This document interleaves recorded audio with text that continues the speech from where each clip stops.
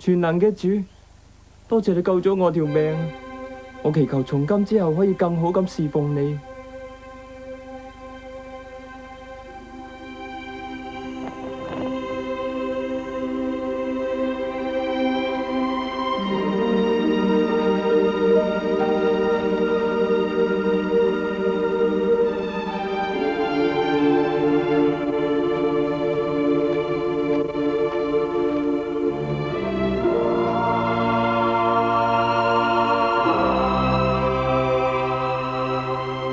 約瑟啦！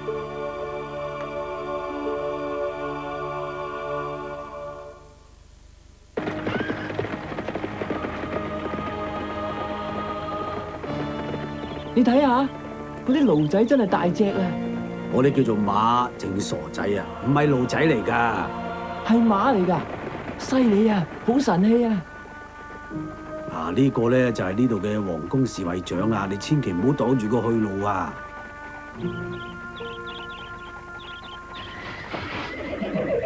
我從來都未見過咁特別嘅雀仔啊！你要幾多錢至肯賣啊？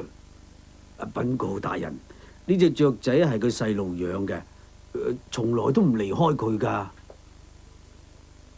咁啊，不如將佢連埋隻雀賣俾我啦！你話點啊？你叫咩名啊，細路？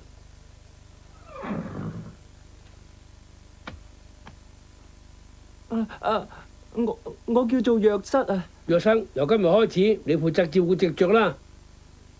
嚟啦！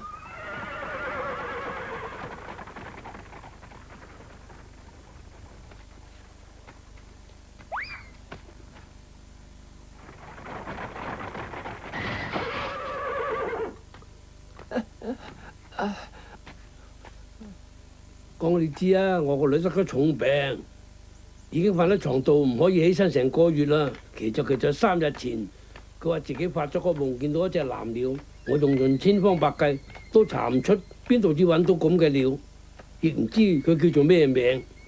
一隻藍鳥？